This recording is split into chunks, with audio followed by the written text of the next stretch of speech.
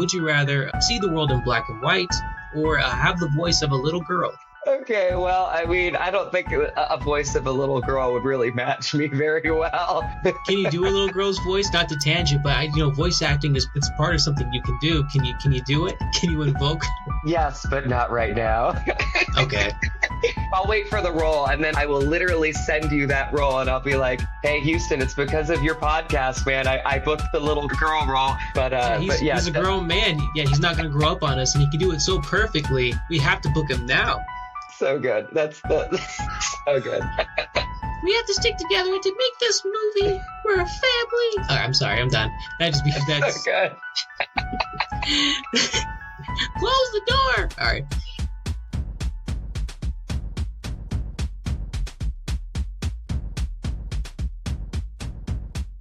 Hello, everyone. Welcome to 1000 Crazy Questions, the podcast. I'm your currently sane host, Houston Pierce. This is a podcast where I have on at least one guest a week and ask them a series of crazy would you rather questions. We get to the segment where guests explore topics of questions that maybe shouldn't have been explored. I take my questions from you, the listener, from a list of 1000 questions. You can submit question suggestions at me at wonkycrazyquestions@gmail.com, and that's 1000 crazy questions on Instagram. Your social media username will get a shout out if your question makes the episode. And let's get into the episode this week. I mean, this guy, Matt Drago, who I'm about to introduce in a second, was a great guest. He's an awesome person, awesome director, actor, and I'm really excited for this episode. Honestly, one of my favorite ones. And yeah, I can't wait for you guys to just listen to this one. Let me know by comments, by rating, by following, everything that you think about the podcast. I appreciate it. It helps out a lot. And yeah, enjoy the episode. This week we have with us filmmaker, actor, dream-chasing New Yorker, 4th degree black belt. You can find him in his new role as Fabian in a new film somewhere in Montana. Please welcome Matt Drago.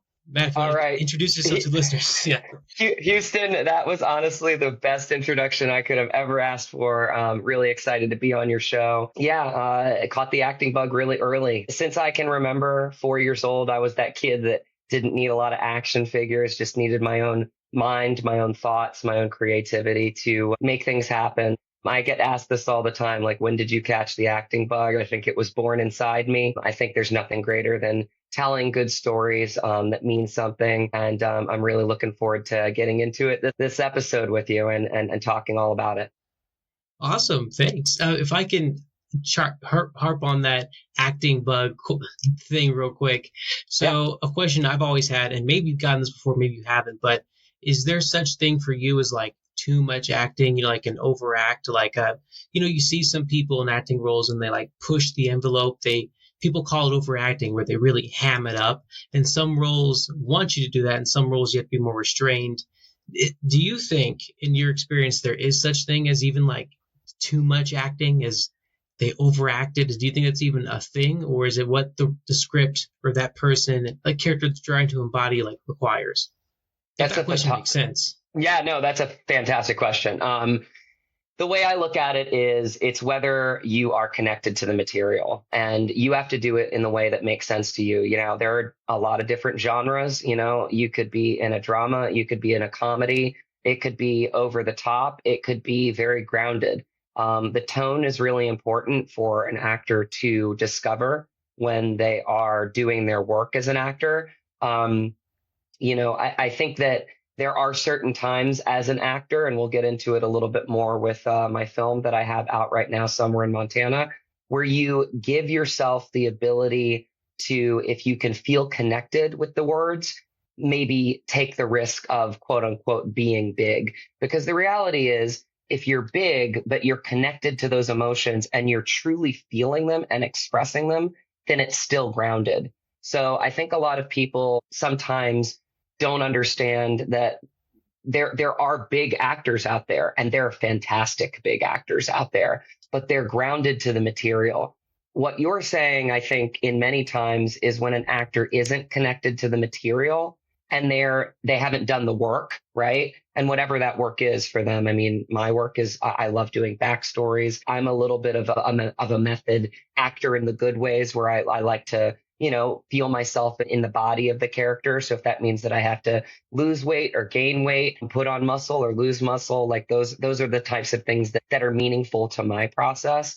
But if you're grounded to the material, truly grounded to the material and you've done the work, then I don't think there is any such thing as being too big.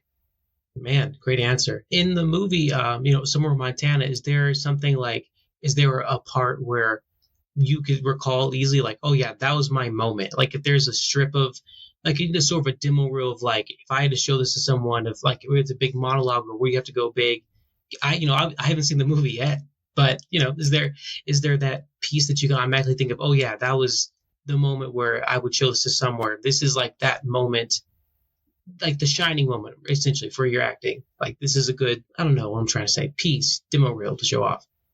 Yeah.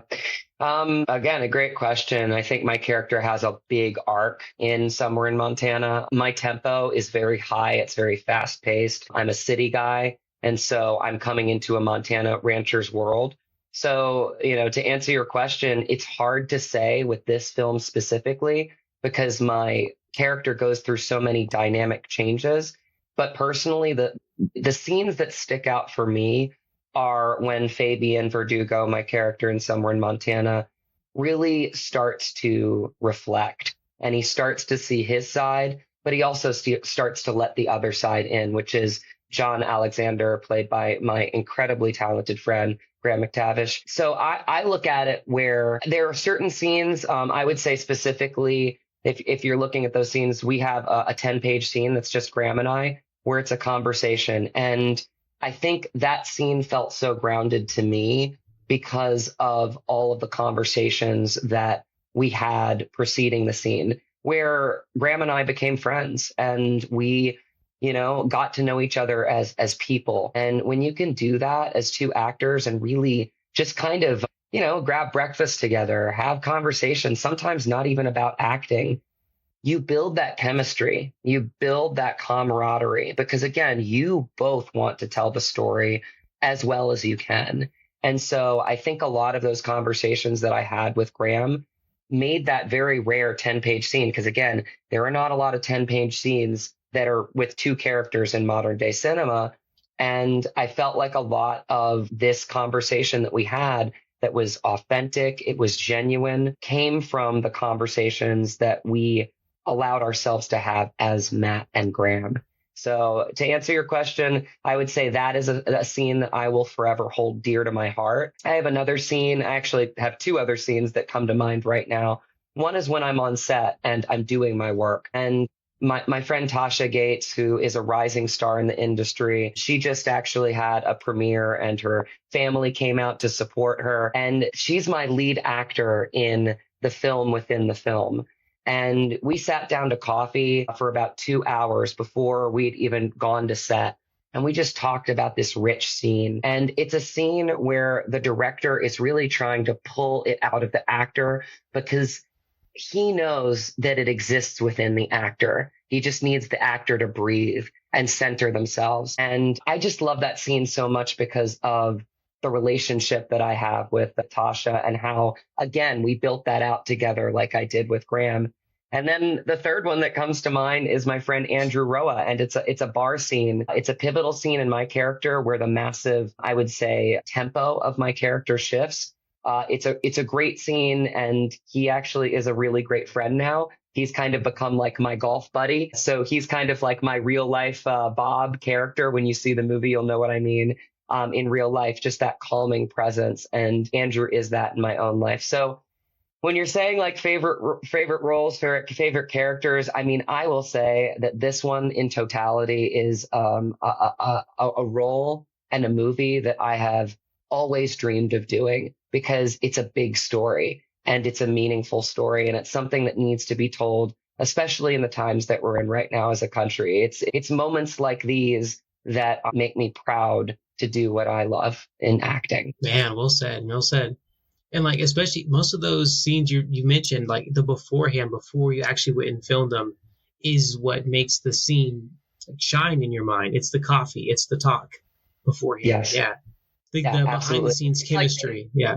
It's like everything in life. It's camaraderie, right? It's people. It's not things. It's relationships. It's having the relationships be so airtight that nothing can break through them, right? I mean, you have some friends in your life where like you could say one word to them and they would know exactly how you feel, right? And that is kind of in a nutshell what the two characters in this film are trying to do. They're trying to break through the ice so they can actually really start to see each other, because they are so different, because they do disagree on so many things. And especially this day of all days, I think we need to really harp on that. We need to lean in on acceptance. We need to lean in on mutual respect, because in my mind, it's the highest form of love. And when you can give that to somebody, you start seeing them as a total person. You start to see all of their strengths and all of their flaws.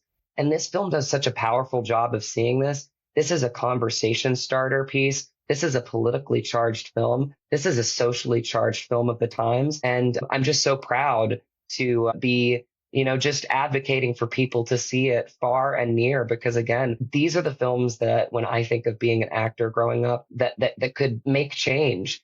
This is the dream for me. This is why I always got into wanting to tell stories like this. Well, bravo. And again, congratulations on making your film. And I hope you're ready to talk about some more stupid topics, because that's what you made something meaningful. I want to, make some meaningless stuff with you, if you don't mind. Sure. Absolutely. Let's go. Audience, here are the rules of the game. There are 2 rules to this game/conversation. Rule number 1, you must always answer the question no matter what. If you honestly have no preference towards one or the other, you say the phrase, flip a coin, and we move on. Rule number 2, whoever asks the question doesn't have to answer it if they choose not to. These rules exist because as questions become harder to answer, these rules become harder to follow. This week, we have a purple band episode, I think. It's kind of reddish blue. I don't know. Stick around if PG-13? I don't know what age you are, but there's blue episodes that are safer. There are red episodes that are more raunchy. And I encourage you to stay right here. They're just as encouraging, ridiculous, insightful as they may or may not be. Matt, just to remind you, if you have any questions for me during the game, you're never interrupting. We'll go back and forth. If any variations to the questions I've asked, it's conversational podcast. You know the rules. I have to answer whatever you ask me. A quick but important disclaimers to the listeners. Everything is hypothetical. If you are offended by this episode, sorry, you can at me. I may or may not answer. I don't know. Depends how I feel. And lastly, before we begin, is there anything you'd like to ask or declare? Are there any inherent/mental biases you may have? No, I like this. This is why I got on your show. I think this is a great idea, man. So let's play the game. This will be fun. All right, cool. Let's step on some toes. First, lighthearted question: would you rather be illiterate or deaf? Ooh. And both of these we're going to assume are permanent. So there's no hearing aid workarounds or I can relearn to read and write. It's these are both permanent conditions. Oh man, that's a tough one. I would say illiterate because I still could see, that wouldn't take away my ability to see things, even if I couldn't read.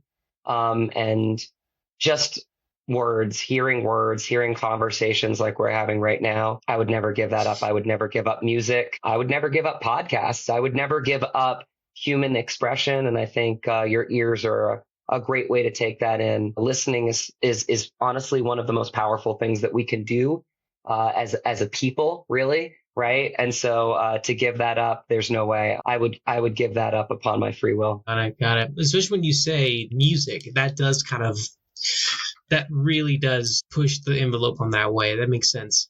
100%. Yeah. You know what? All right, dang it. Music clinches it. I agree with you. I don't know if I can even think of it. Losing music is ridiculous. Do you play an instrument?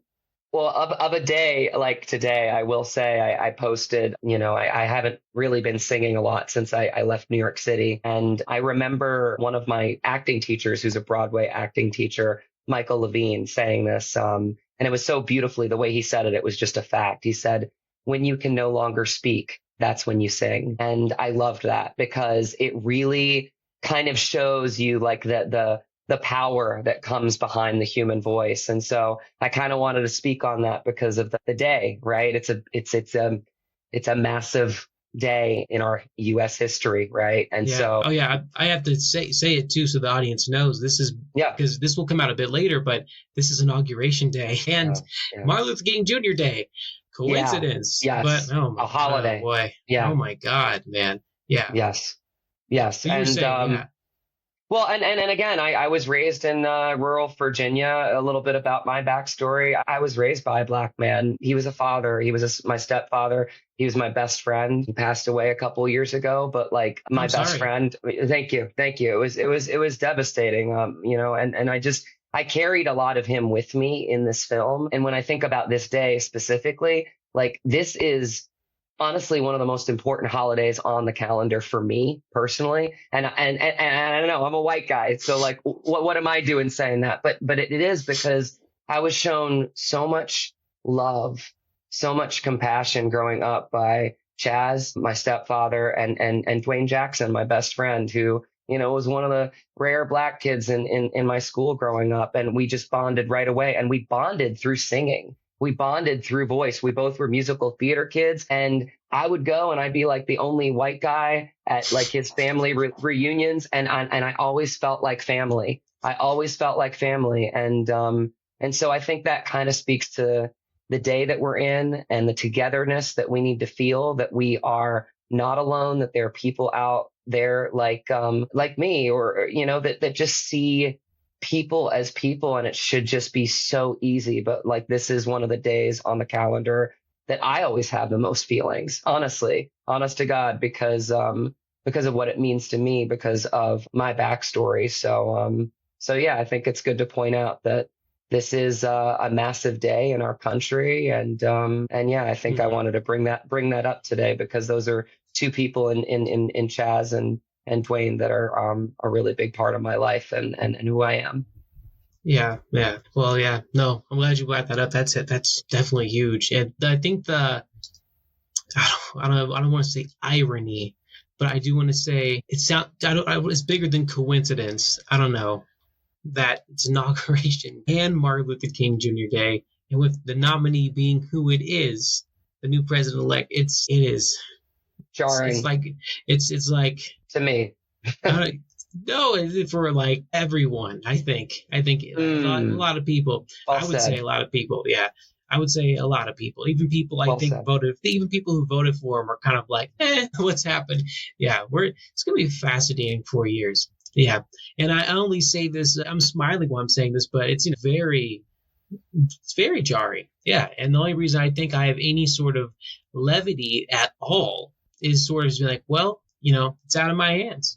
I think, I personally, not to go on a tangent here, but I'm one of those people who, when you're on an airplane and you see it like starts to go down, or, that if your airplane's rattling, everyone has that thought, am I going to die today? And like, your plane might crash. I'm one of those people who like, well, I guess if I'm dying in this plane, like I'm not the pilot, and if the pilots were to be knocked out, I couldn't fly a plane. So things that are in my control, I try to not to freak out about. So I try things that are in my control, that is. And that's not to say that I don't forget about things that sometimes are on my control, but in the grand scheme of things, there's nothing I can do to stop that plane. There's nothing I can do, at least currently, to help this country. So, or, at least currently. But if it's in my control, I freak out way more. So yeah, I kind of just lean back on my faith and I go, hey, God's got this. And I just, not in a flippant way, like, people often say, pretty cheaply, Jesus, take the wheel, and like they just kind of F it, But when it comes to something as big as this, it's kind of like, when, what, I'm going to have to keep doing what I can do. I'm going to be a passenger in this plane, Luckily, though, it's a country, not a plane. I can't get out. I mean, yeah, we're going to see what happens. And depending on when this episode specifically hits, the people listening will know more than we both know about what the state of the country is and like what has happened. But yeah. That was powerful. Yeah. That was really well said. Well done, man. Yeah. I don't know. Speaking of power, to get back to this. Oh, this is so just. You had me tearing up, by the way. Juxtaposition. That was beautiful. Yeah. This is really juxtaposition, what we're doing right now. Would you rather not be able to lie ever again about anything, or not be able to laugh? Even if you find something funny, you will not like mechanically laugh. The best you can do is a smile. I think laughter is so healing. I don't think I could ever give that up. I think right now, even as I was watching you just, I mean, that what really was powerful, what you just did. I hope you know that. Well, thank you. I don't know. No, but I was just seeing your face, and I don't know if this is going to be on video too, but through a lot of that, you were smiling, and you were laughing, and I know what that laugh means, right? I think it's sometimes the only way, right? When I think about me and my life, and I think about the release that you need sometimes, there's nothing more powerful than a laugh. There's nothing more powerful than just letting those like emotions out of you, right? And there is something just joyous in just laughing. Like it does just put you just a little bit more at ease, right? It doesn't solve all the problems, but it just gives you a little bit, a moment of breath, right? And I'm really like reflecting on that just beautiful thing that, I mean, that your work, you just said it so perfectly just then, and you were laughing through most of it. And I do. It's funny that that's the follow-up question that you have, because it's like, right, we're both laughing right now, and we're both probably not okay in some ways, right? But something about laughing just kind of gives you that momentary relief and the ability to move forward past it. Yeah, no, I wholeheartedly agree. And not to change the subject at all, but have you seen the movie Who Framed Roger Rabbit? Oh, it's one of my favorites growing up. Oh, Yeah. I could watch that movie on repeat still. I love it so much. Yeah, right. It's great. There's a great movie. There was this one line, and I think it's Roger saying it to, oh God, what's his name? Bob Hoskins. And he's saying, well, Bob Hoskins' character, by the way, he's saying it to Bob Hoskins, and he's like, yeah, he's asking, what, like, why do you always tell jokes, or like something about laugh? He's irritated by Roger, and Roger's like, sometimes laughter's the only thing we have, or whatever, and like, in his goofy voice. And it's the movie's actually very poignant on that. It's actually there's actually a lot going on in that movie. I mean, like it's I mean, there's like undertones of like racist segregation between tunes and people and everything. Like they're second class citizens, that whole thing going on. And then also to a tune, laughter is the most important thing, because they're meant to make people laugh, and to like us being people, like attraction is kind of a bigger thing. That's why Jessica Rabbit, she's like this knockout woman, and I was like, whoa, and it's like, why are you with Roger? He makes me laugh. And like that's actually a big thing. And there's this, I was watching this other guy, I can't take credit for noticing this, but there was this guy, I was watching the video breakdown. I'm rambling now. There was this video breakdown on YouTube where someone remembered that Betty Boop was talking to Hoskins, like when he Betty Boop's like in cartoon he likes, and she's like, yeah, just Jessica's coming out, what a lucky goyle, right? And she's walking by, and that's really weird. He's she's lucky for being with Roger, and you realize because Roger's really funny, into a tune. Funny is where it's at. And so I don't know, you saying that brought that memory to my mind, and that was a long tangent. So no, it's beautiful, because what you're saying is that, like, laughter is his power, right? And laughter is his gift. And he gives that gift onto the people that he actually gives that gift to everybody, right? And there are certain people that see it as his true power. It's like what he can give off. It's like, it's almost the way I feel like as an actor, right? It's like, I feel like my best contribution to this life while I have it, right? While I'm on this planet, is to tell stories that matter. Now, whether that be dramatic or comedy, either way is fine. But for me, like, I feel the same way as Roger in many ways, because it's that ability to spark joy and to spark introspection from those feelings. Like, I always say this, I feel like people are at their best when they're feeling, whether it's happy, whether it's sad, if it's genuine feeling, like positive, genuine feeling, right? And we're in touch with those positive, genuine feelings. I think that there's a way forward for us. And I think that laughter is a big feeling that can bring people together. So again, I think you said it so perfectly. It is a great movie. And you actually opened my mind to it even a little bit more today, because Roger's, charisma and his power is in that he brings people together and he makes them laugh. And how beautiful is that? And that's all kind of in a nutshell what we need right now in this moment of time, right? Yeah. Yeah. Sometimes it's the only tool you have. Yeah. Yeah. You said it helps us process the world or, big Yes, it topics. does, Yeah. for sure. Yeah. Well, to keep writing this, speaking of which, this like super, Yeah, I let's don't know, go. I like it. tangibly big stuff we're going after. Would you rather be the best actor to have ever like exist, or pick three countries to permanently save from poverty? Just, magically, they will no longer need food or water and like all those necessities that basic human beings need. Just magically. It doesn't matter if it's an economic issue, geological, if they're at war, it doesn't matter. Just magic. So, which one That's would you go with? that's an easy one. I would Yeah. absolutely help the three countries and take their pain away.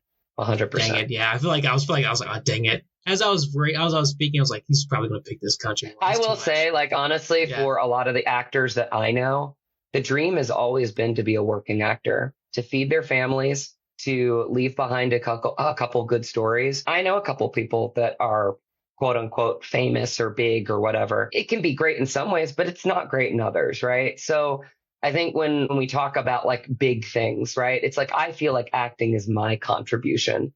But between those two things, I mean, no question in my mind, like if I could take pain away from three countries, I mean, think about how huge that is. Think about how many people that would impact. Like if I could do that literally just by snapping my fingers right now, no question. Yeah. No, that makes sense. Okay. Just to be a heel, if it was one country, would you still pick it?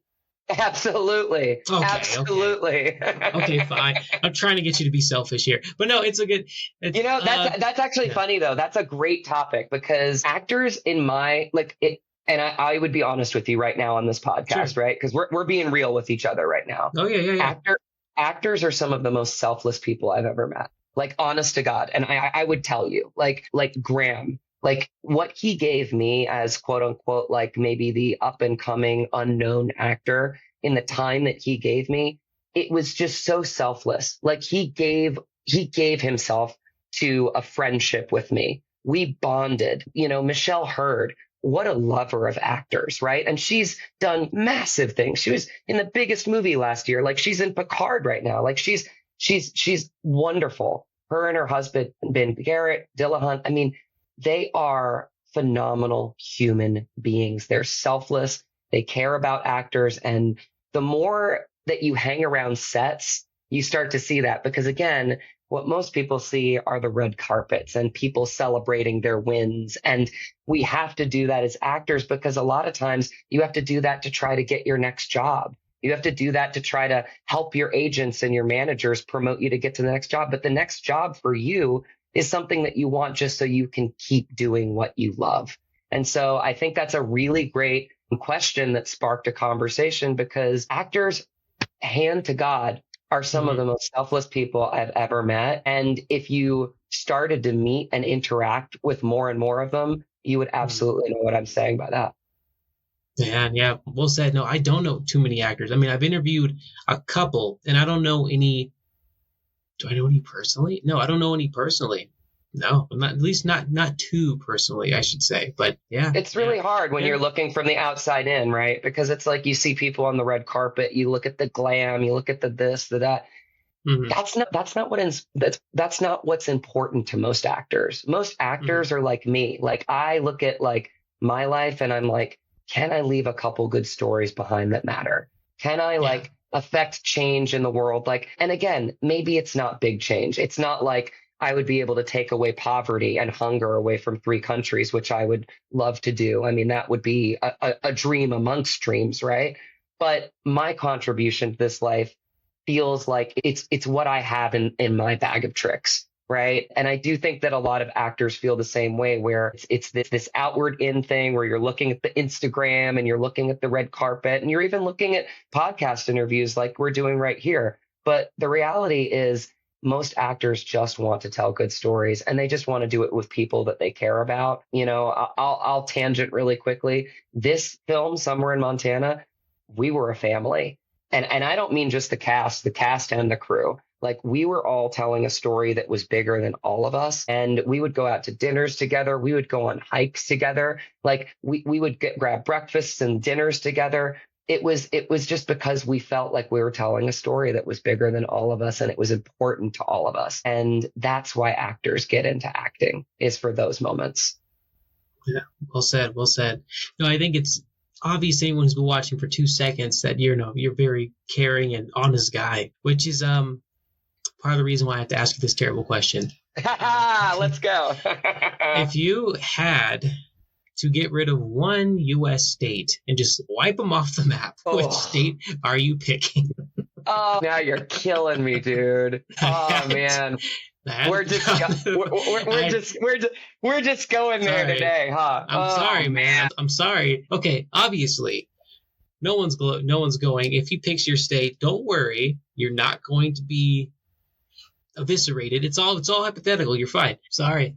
If you want to bust out the coin for maybe if you have 2 in your head, take it out of your hands. We can do that. Oh man, that's a tough one. I've been to most of the states, and that makes it even better. Yeah, and there are good people in all of these states in this country. There really are. I really, really believe that.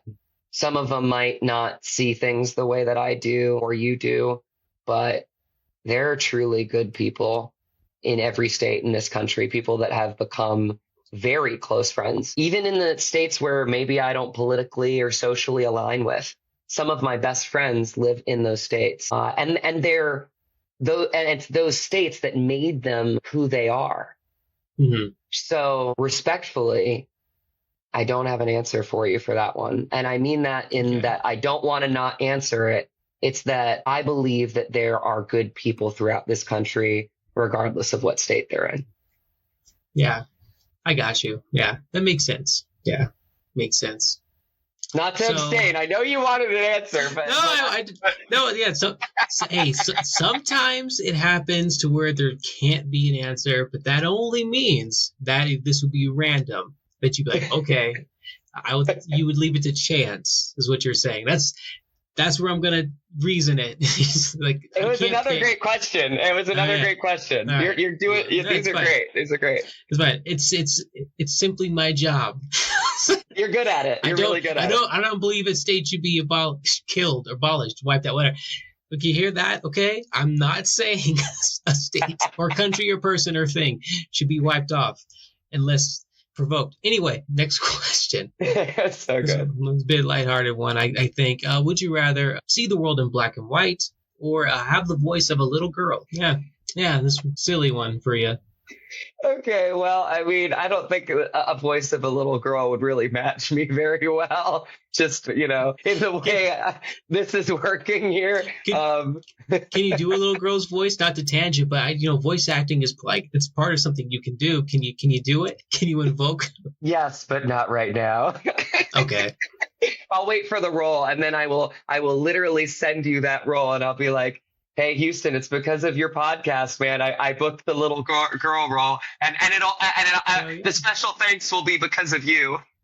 Hell yeah, man, give me a shout out for that. If you book a little girl role, to be like, I saw that podcast, and now I really am intrigued. Like, can he do a little girl voice, right? So I'll have to work on it. But he's a grown man. Yeah, he's not going to grow up on us, and he can do it so perfectly. We have to book him now. Yeah, we don't need to buy a little kid. They'll grow out of it. Puberty ruins everything. He can do a girl's voice perfectly. Get him in the booth yesterday. So good. So good. These questions are amazing. So the other answer, black and white. Black and white. Okay. You're not going to miss color? Yeah, I just don't think the little girl voice would work in my day-to-day routine. I just don't think it would work. Okay. Just because of how it looks. It'd be funny, would it not? I think you make everyone around. It'd be hilarious, I think. It would be hilarious. Maybe it would give me that little air of Roger Rabbit. Who knows? Yeah. Especially directing or giving anyone, saying a line. Yeah, for sure. Oh, my gosh. God. So good. We have to stick together to make this movie together. We're a family. Okay, I'm sorry. I'm done. That's so good. Close the door. All right. I don't know. Just, Man, this is going to be your best episode ever. Okay. This is so good. It's going everywhere, man. It's deep. It's everywhere. This next thing is a scenario. Okay. So I have to kind of explain a little story here. So to paint a picture, your significant other. Let me back up. Do you have a significant other, a partner? I sure do. Yep. Okay. My wife, Laura. Yep. Okay. Your significant other is falling mentally ill. Sorry. They are seeing and hearing things that aren't there. And you find out that they have a distant family member who has suffered with the same type of illness. And they've struggled with it like their whole life. And then when that family member got really sick, they spent the last years of their life in a mental institution because it got so debilitating.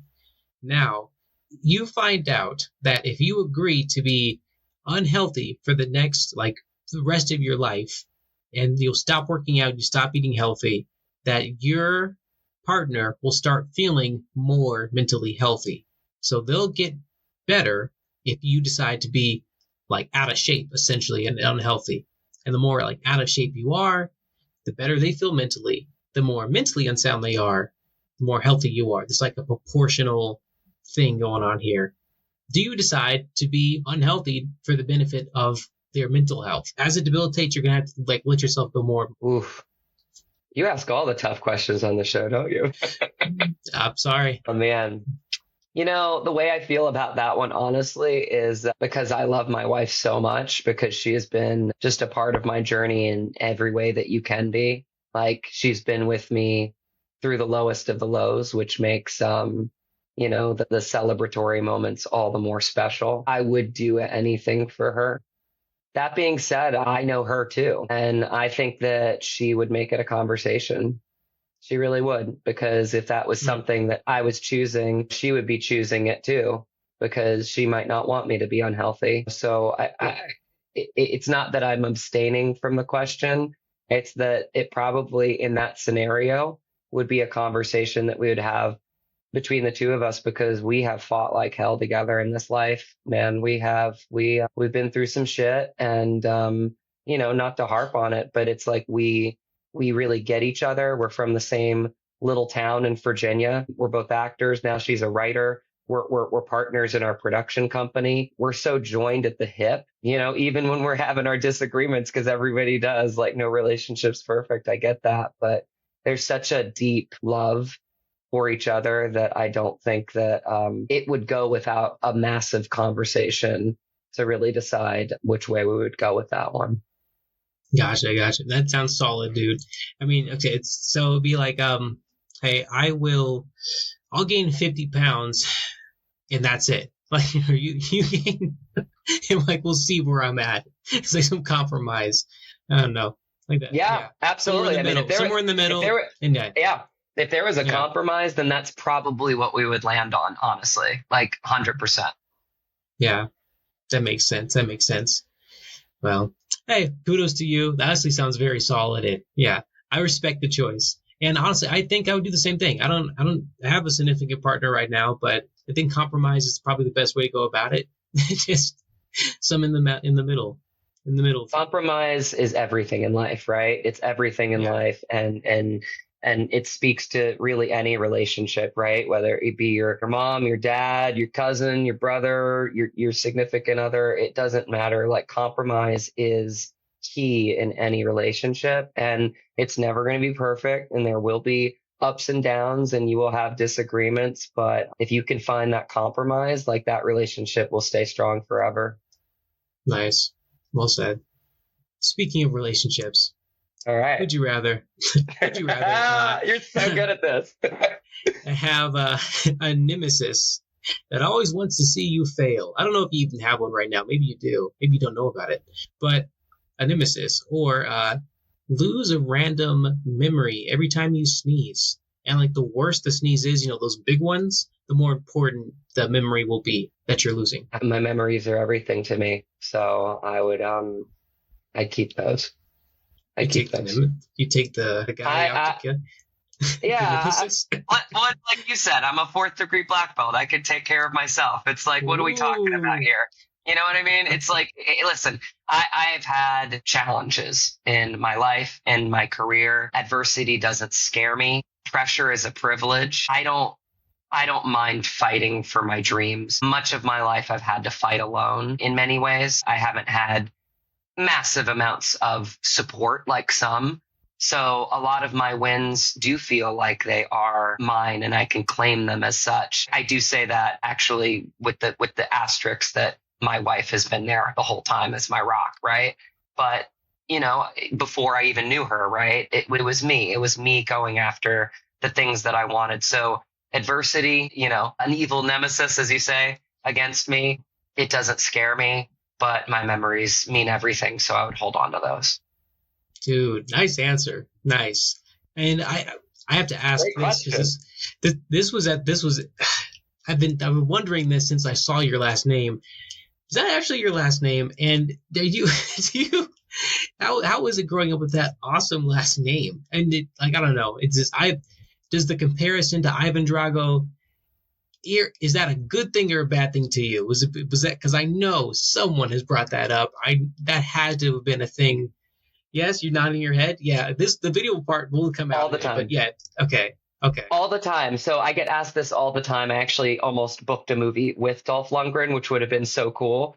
My heritage is Sicilian, so it's pronounced Drago for me, Drago for Russian. But I don't take offense when people pronounce it the wrong way. It doesn't, because Drago is obviously the character in movies that has sustained time, right? And it's one of my favorite movies. In fact, Rocky IV is one of my favorite movies. And I love that adversity, so I think in many ways, I don't know. I don't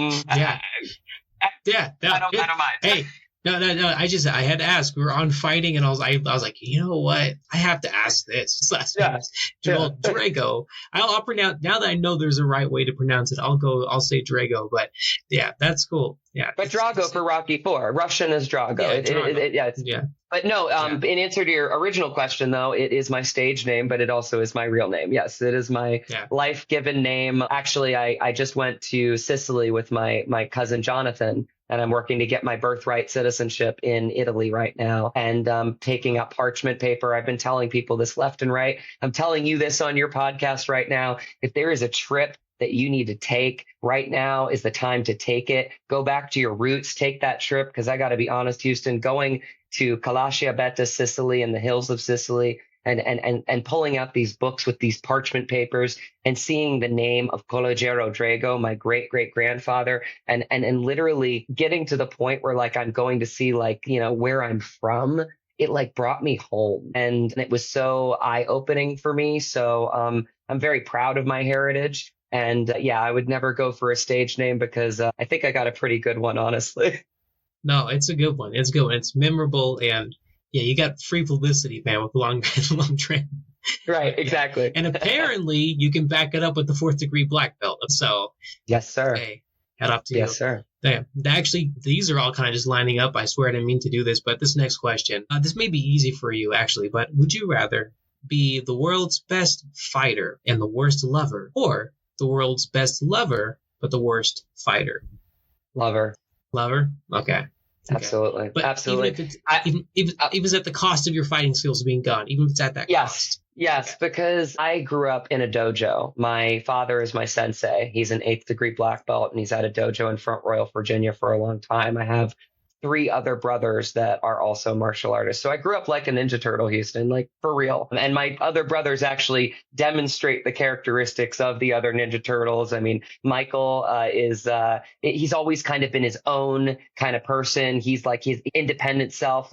He's we call him the Phoenix. He'll rise from the ashes. He is Raphael. We have one that's a brainiac in our family. Full ride to Bennington, SAT scores perfect. That's obviously Donatello. And then we have one that's just trying to find himself constantly. He's lived on a boat in Alaska, right? He's like a free spirit. That's Michelangelo. And that leaves me as Leonardo, right? I've just kind of always known what I wanted and been very leader of the pack mentality and bring people together. That's who I feel like Leonardo is. So, what I learned growing up as a martial artist was very interesting, is that martial arts, the way it's supposed to be practiced, not with trophies, not with people beating each other up, right, to make themselves feel good. It's a self-practice. It's a practice of reflection. It's a practice of really just knowing that you could take care of yourself if you needed to, but being that peaceful warrior. People asked me growing up, because I would go to, public schools, and kids would be like, like, how many fights have you gotten in? How many people have you beaten up? And my answer still to this day is the same. I've never gotten into a fight. And it's because I know how not to fight. I know how to diffuse situations because I am sure of myself. I know that in a situation, I would know how to take care of the people that I love. And I always say, the time that I would get into a fight, it wouldn't be for me. It would be because of somebody else. And those are the only close calls I've ever had in my life, was when I was defending somebody I loved. So the peaceful warrior is also, it's always something that's resonated with me. And when I think about your question, that's kind of where I go with it. That was maybe one of the best explanations for a question I've asked and answered for. That was great. Yeah. Thank you. Yeah. That was, man, dude. I have one more question, and it's open-ended. So take as long as you want to answer it. But if someone had to distill you down to 3 movies, and they said hey, who are you? And you had to give them 3 movies. What 3 movies would you give them? Like in terms of my essence as an actor? Sort of you as a person. If you had to distill, someone was trying, if an alien, I don't know, was trying to say who is Matt Drago, and you had to give them 3 different movies that they've never seen before, have no reference for, that kind of encapsulate who you are as a person. That does include your acting, but sort of everything about you. What 3 movies would best represent, I guess? The closest thing I could think of to that we've done to this is there's records that we've sent into space, to kind of say who we are as people. We've sent water running, babies crying, people walking right on this golden record out in space. To kind of, if anyone finds us and they can listen to this somehow, they'll hear sounds of humanity. I think we have some jazz music on there too. You can't have anything too crazy. You can't speak a language. They probably don't speak a language that we speak. You kind of have to just make something up. If it's kind of difficult because you're choosing something that's, not of you, something to represent you. I mean, you actually can pick something with, if you pick somewhere in Montana, you're in that movie. You can, I think that's a good way to kind of put yourself out there, but also just something that represents who you are, ideals you believe in, essence of you. You saved the biggest question for last, didn't you? You're good at this, man. This is a great show. Definitely one is Fabian for Drago. He's the first character I ever fell in love with, and I think when people see this film, hopefully they see that. I took the risk to play him big, but I took the risk to play him big because I felt like I was the outsider. I felt like I was the one trying to fight for my dream. And I felt like I was the one that was playing with really big emotions, right? Because when your dream is at stake, you are willing to fight for it, right? I live in LA right now, and I love this city. And I think LA gets a lot of bad rap because of all the, red carpets and the glitz and the glamour. Dreamers are fighters. Dreamers are fighters. There are a lot of strong people in LA, legitimately hard people. They're different. They're differently hard, but they're strong. There's a lot of fight in this city. And I just had a heartbreaking loss for my Rams last night, and I football is an escape for me. And well, listen, you can laugh, but that team went through a lot of obstacles this year. I think Sean McVay is an incredible coach. A lot of those players were counted down and out. They're one of the youngest defenses in the league, the second to youngest one. And I love Matt Stafford. I love what he stands for. I love his leadership. I love all of the young people in Puka and Kieran that are just playing like full out every snap. I love the leadership of those big play, guys like Cooper Kupp and just what they bring to that team. And I felt like it would have been a very special thing. I remember growing up and 2001 really wanting the Yankees to win and crying myself to sleep as a kid because that was 9/11. And I felt like it would lift a city up. And I felt like this could have lifted the city up. But I have to also look at it as the fact that it is a game. And even though it didn't go the way that I was hoping it would, because I really wanted to go to the Super Bowl this year and cheer them on. And I wanted to give myself that, because it was a moment in my life where I could kind of celebrate, that team and another team that I love, in the Chiefs, because I think they do it the right way. And I really just respect the hell out of them, their positivity and the love that they have for the sport. But in answer to your question, I think teams can lift a city up. So we're going on a tangent again, I know, but that is one because of what that role meant to me. It is the first role that I genuinely fell in love with, and it will always be a part of my legacy.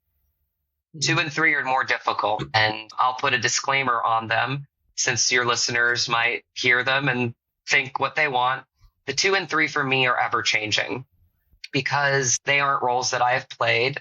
They are roles that I respect and love, and they are roles that have, for me, impacted my life and the way that I see it and the way that I fight for my dreams. And also the type of acting that I just love, that really gravitates towards me, even if it isn't part of my character, which leads me to number 2.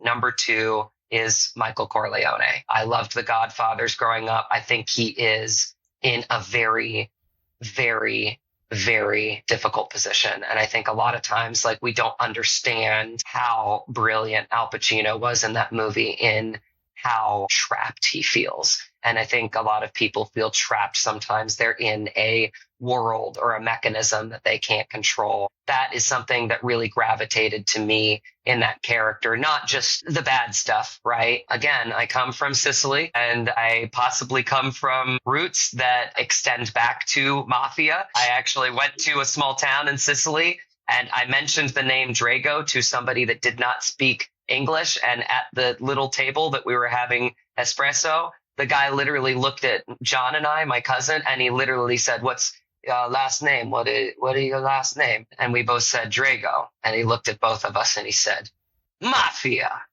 And I was like, oh, shit, because I've heard stories, but that kind of made me think maybe they're a little bit more true than not. But again, remember that in the beginning, the mafia was not a bad thing like we see it now, right? It was actually a thing about really being the government when the government couldn't help you.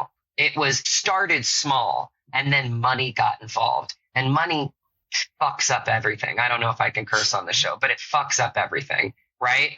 And I think that's when the mafia started to become something else, right? It started to become a business. It didn't become a thing where it did in the past. And so Michael Corleone, going back to those roots, going back to Sicily, is a lot of how I feel my heritage within me. Because again, one thing that I realized coming back from Sicily is that I am a product of someone else's story.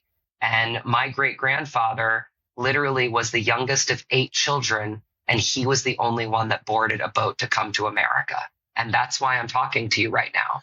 And so it's like when you think about those types of big things, you're like, wow, okay, now I understand why roles like, Michael Corleone have impacted me so deeply in my life, because we are a product of our own story. And sometimes we're a product of the world that we're living in and the times that we're living in, right? So I take all of that into account when I say Michael Corleone, not just the head of the mafia as it stands here, but all of the sum of the parts and his story within that are very impactful to me. And then the second one, we already brought it up, and the irony is it is my last name. It's Rocky. Rocky is a fighter. He's an underdog. He's somebody that's counted out.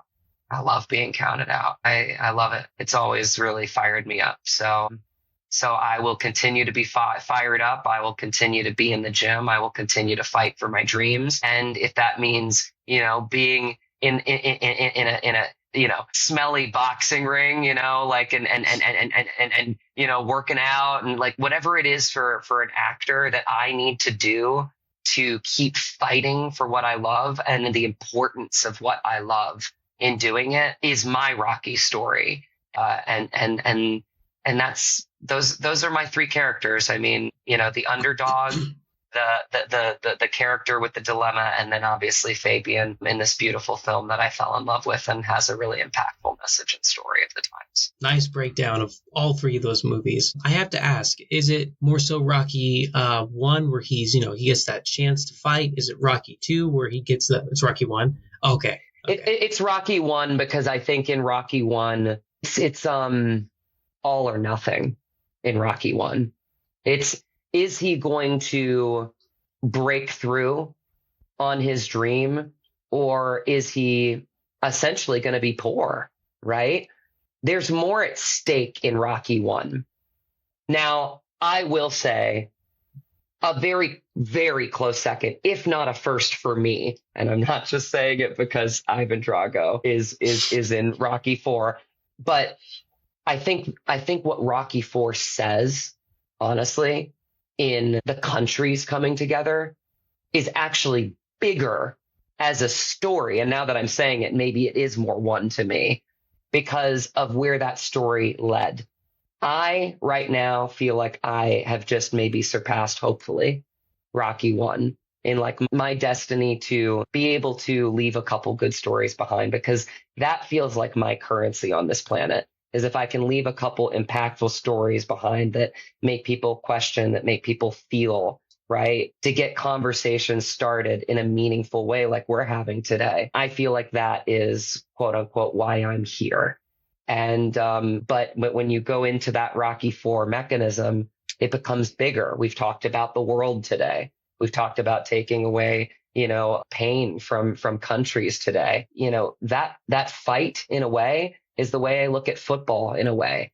The sport sometimes can lift a nation up. It can lift a country up. And in Rocky 4, it showcased it in a big way. So yeah, I mean, it is. It's the Rocky story. It's the underdog story. But it's really at the end of the day, fighting for the dream that you feel like is your best way to leave an impact in this life and in this world. Well said. And I don't think there's a better place to end it than there, actually.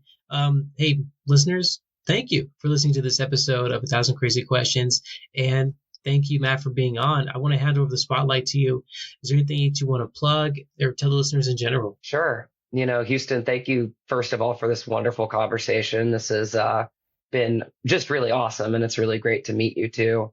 If you want to follow my journey, like that's pretty much all I got to wrap this up. You can find me on my socials. That's how we connect now, right? So at Matt Drago, MattDrago.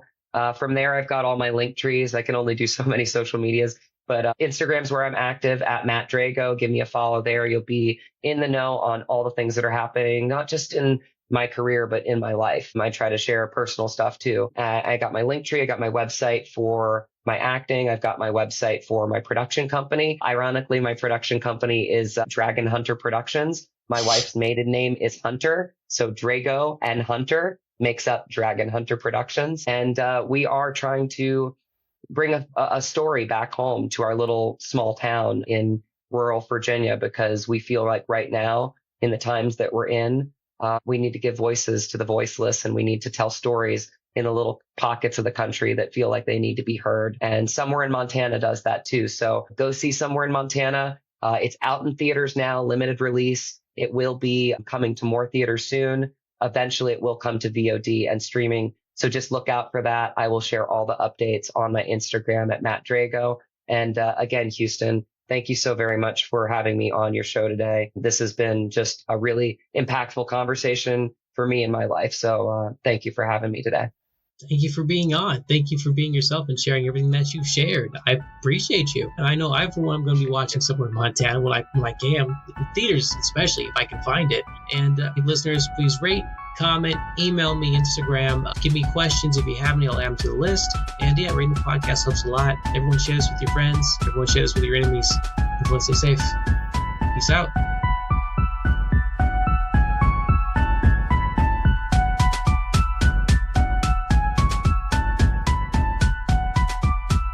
As always, follow my music producer D800, D-800 at BeatStars or SoundCloud.com.